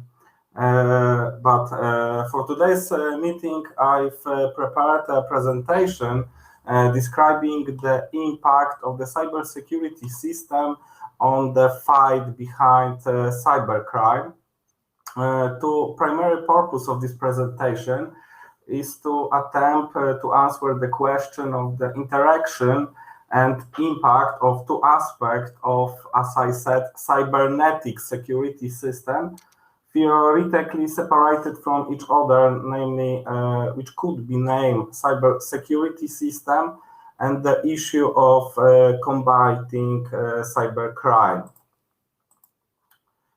Starting with a very, very general definition of both terms, it should be pointed out that cyber security is fundamentally focused on threat prevention.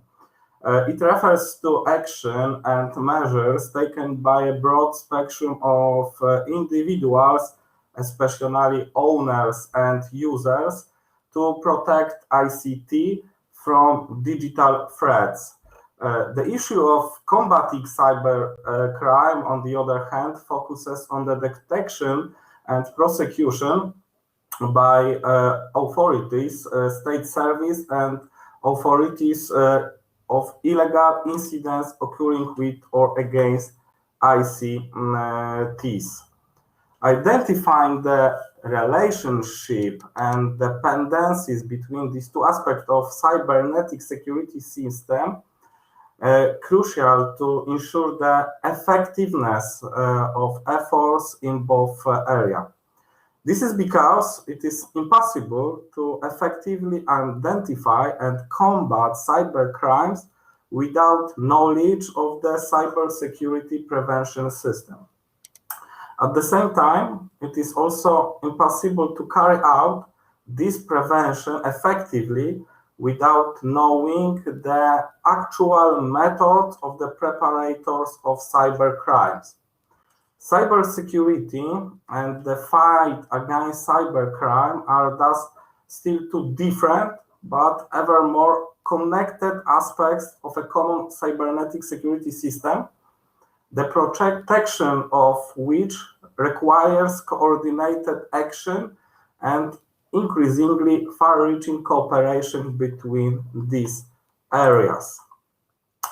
Starting a legal reflection on the cybersecurity system and its impact on the fight against cybercrime, it should be noted that to date it has not become the subject of a binding normative acts of universal application, although there have been numerous activities in this area within the United Nations, in the end, mainly due to differences in interest, they only lead to the creation of soft law standards in the form of resolutions and declarations containing only recommendations addressed to member states.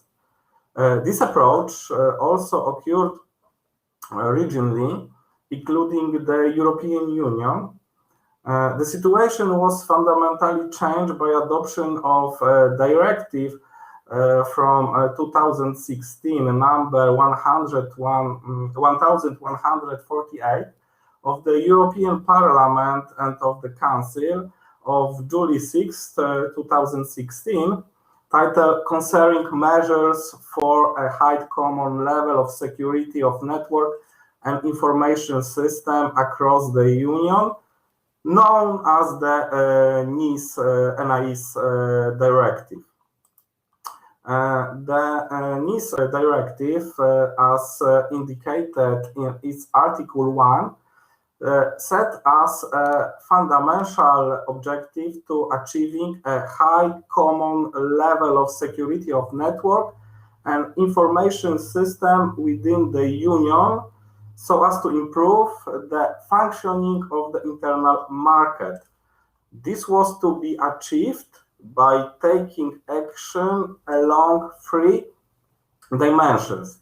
Firstly, the introduction of network and information security obligations. Secondly, the creation of responsible institution in all member states. And thirdly, the definition of roles for cooperation between these institutions at European level. Due to the time constraints of this presentation, I will not elaborate the regulatory scope of the NIS Directive in more details here, but however, it should be pointed out that the time for implementation of the NIS Directive expired on May 9th, 2018. Poland fulfilled this obligation late by adopting the Act on the National Cybersecurity System on July 5th, 2018, which entered into force on August 28th, 2018. In the context of the main thesis of this discussion, it should be noted that the NIS Directive does not directly regulate the fight against cybercrime.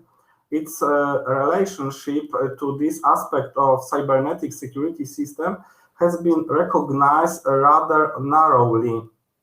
Indeed, according to the recital 8 of this directive should be without prejudice to the possibility of each member state to take the necessary measures inter alia to allow for the investigation, detection, and prosecution of criminal offense.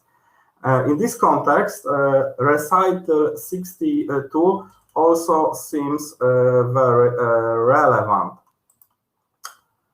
The scope of the NIS Directive correlates with the Polish Act on the National Cybersecurity.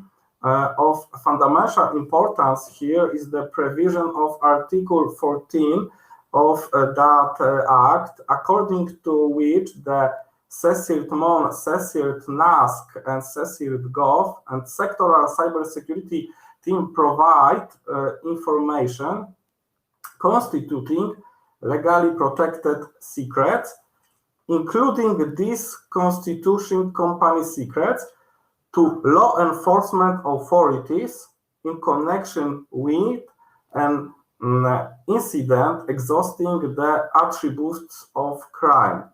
At the same time, in accordance with Article 38 of the Act, information proceeded under the Act shall not be made available if its disclosure would, inter alia, adversely affect the investigation, detection, and prosecution of criminal offenses.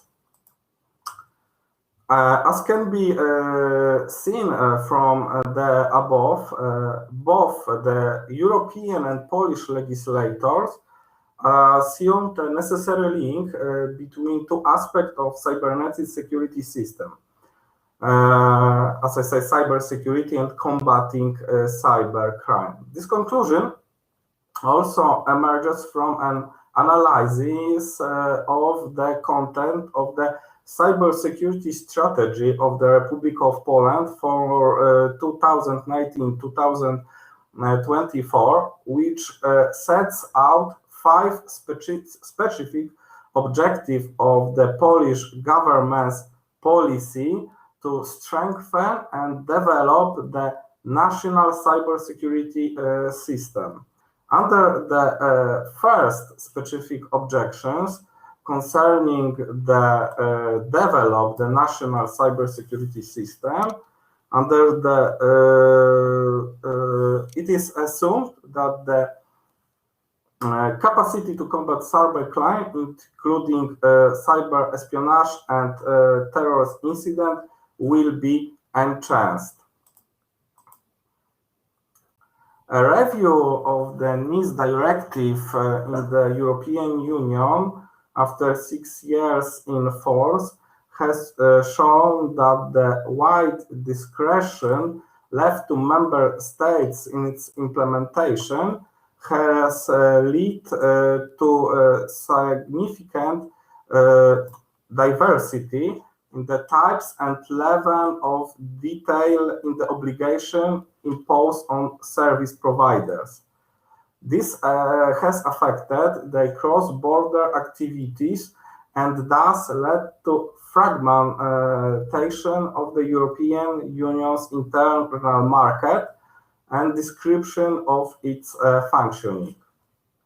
To address this problem, was adopted in September 2022 Directive number 2555 of the European Parliament and of the Council, titled on measures for high common level of cybersecurity across the Union, known as the NIS2 directive. It entered into force on January 16th, 2023, and the deadline for its implementation is October 17th, 2024.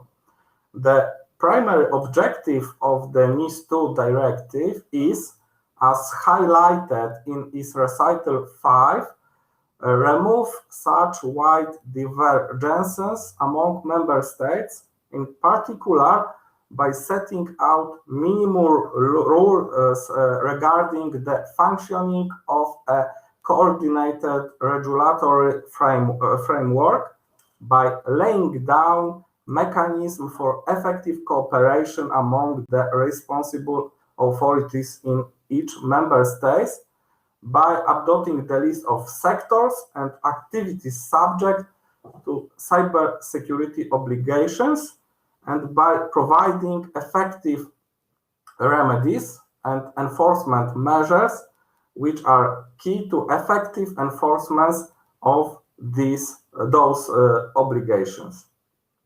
An analysis of both the recitals of this directive and its individual provisions leads to general reflection that a significant part of its provisions are the result of practical problems encountered by the cybersecurity system shaped by the NIS directive. Indeed, NIS2 directive implies a number of security solutions directed at threats identified in the cybersecurity system in a recent year.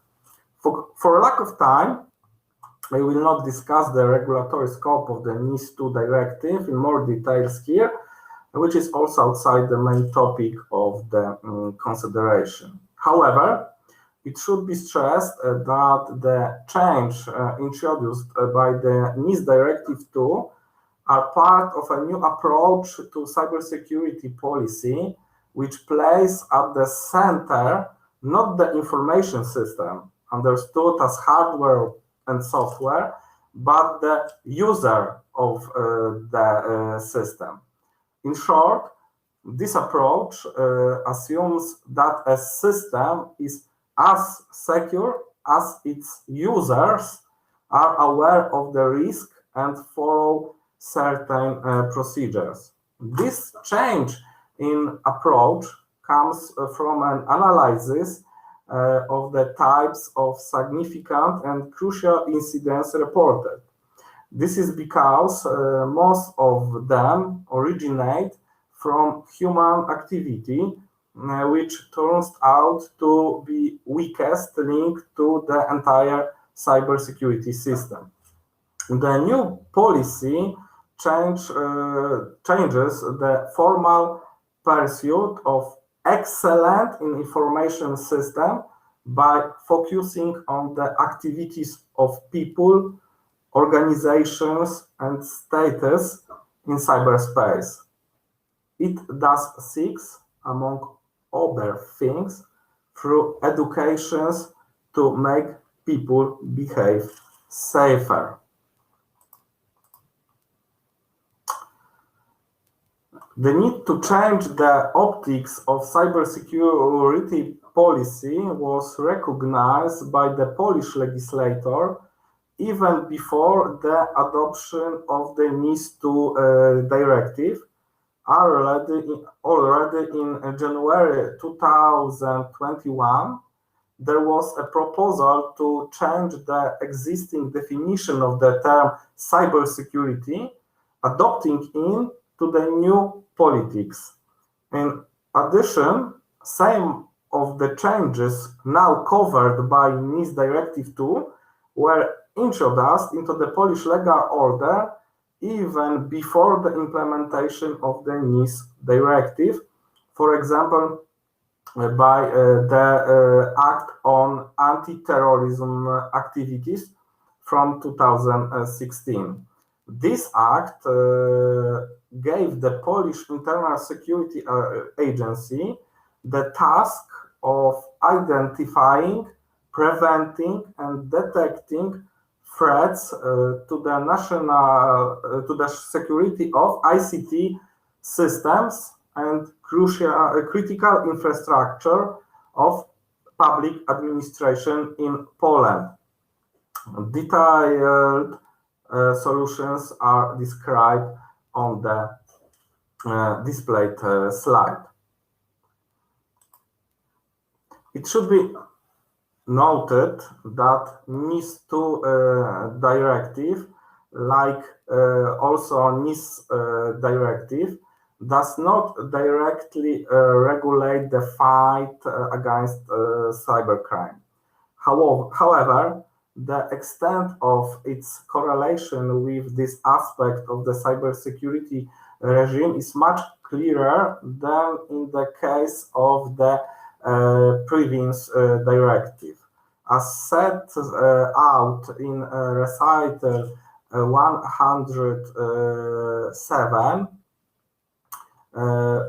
where an incident is suspected of being related to serious criminal offenses under union or national law, member states should encourage key and important players on the basis of applicable rules of criminal procedure under union law to report serious criminal incidents to the appropriate law enforcement authorities.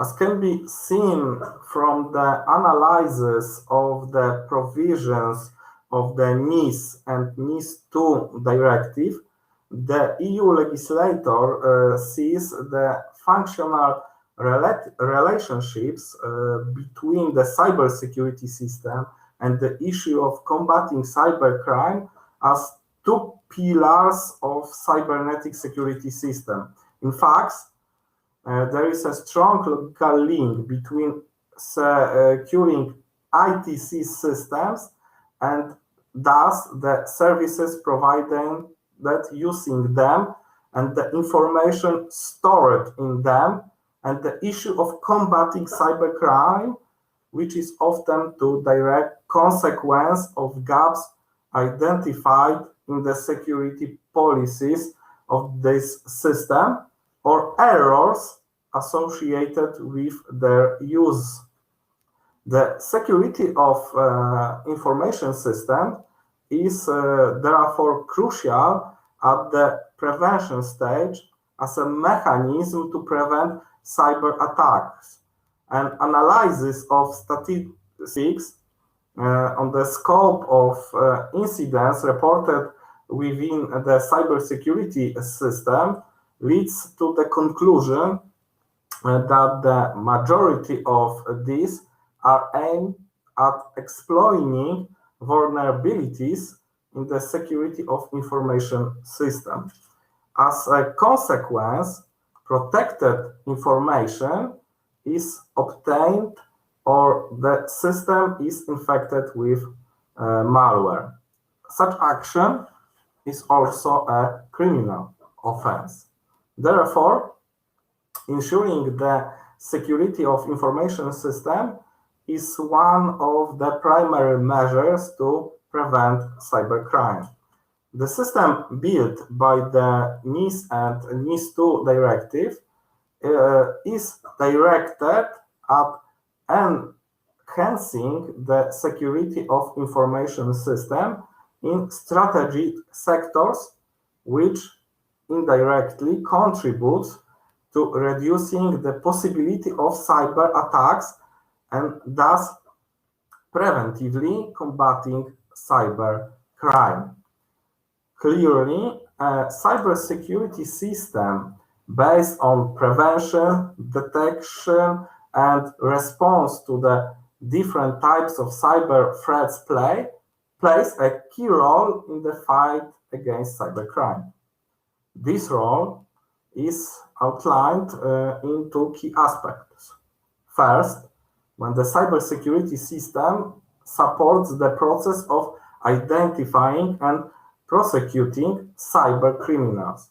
Secondly, when it naturalizes opportunities for perpetrators by eliminating system vulnerabilities previously identified in specific criminal activities. Thus, it can be said that, on the one hand, the cybersecurity system, by carrying out monitoring, gains information on specific incidents and secures the evidence necessary to identify the perpetrator. But on the other hand, the findings of law enforcement agencies on the specific modus operandi of the perpetrators helps to neutralize vulnerabilities in the ITC systems and thus acts as a preventive measures.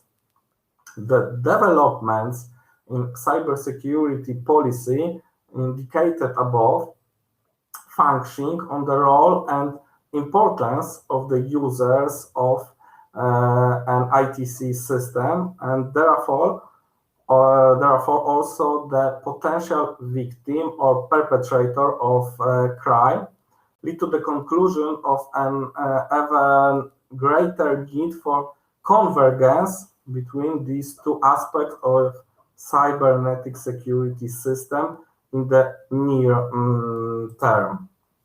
However, it should be borne in mind that this convergence may face significant legal and practical problems. The most significant of these relate to privacy and data protection issue. For on the one hand, there is a great deal of pressure from law enforcement authorities for companies and institutions, which are also participants in the cybersecurity system, to collect and share more and more of such information with them, justifying this by the need to effectively combat cybercrime, while on the other hand, these companies, often inspired by the fears of their own users regarding the threat to their privacy and freedom, carry out far-reaching restrictive measures in this regard. The second aspect is to concern about the use of various modern technologies, such as facial recognition system, online behavior monitoring, or artificial intelligence algorithms, among others, which on the one hand may have a high level of effectiveness on the fight against cyber criminals, but on the other hand, the mechanism of the operation is based on the collection and aggregation of large amounts of personal data, including sensitive data. It seems that both the EU and national legislators will soon be faced with the need to determine the balance between the needs of law enforcement and a fundamental personal life led by the right to privacy. The Polish legislator will also face this challenge in their area by undertaking the implementation of the NIS2 directive in the near future. It is also important to note the challenge or harmonization between different countries and regions in terms of both cybersecurity and cybercrime regulation. Many companies operate globally in multiple markets and face the need to comply with different standards and regulation.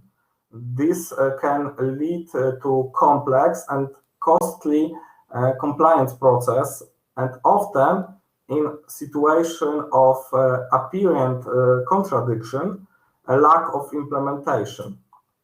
The lack of uniform regulations can therefore clearly complicate cooperation between states and regions in the fight against cybercrime and in cybersecurity emergencies. The challenge described, therefore, do not take a national perspective, but clearly indicate, firstly, the need for regional and even global cooperation in the creation of an effective cybersecurity system. Secondly, they condition the possibility of its creation on cooperation with ITC solution providers. Thank you very much. I suppose not so long, and I will be happy to answer any question if you have. Thank you very much for your presentation. Dear all, thank you very much for your excellent presentation and speeches. Would you like to speak further and to share your insights or comments to today's speeches? Any questions, remarks? I don't see none. So thank you very much for your presence. Thank you for attending our seminars. It was our first scientific seminar. We warmly invite everybody to our next seminar, which will be held on the 9th of June, and will focus on the definition and the scope of cybercrime. So thanking you for your attention. I wish all the speakers further fruitful research, and all of you an enjoyable afternoon. So see you soon. See you on the 9th of June. Thank you very much. Thank you. Thank you very much. Thank you very much. Thank you. Have a nice weekend. Thank you. Nagyon van. Bye. Nice weekend. See you.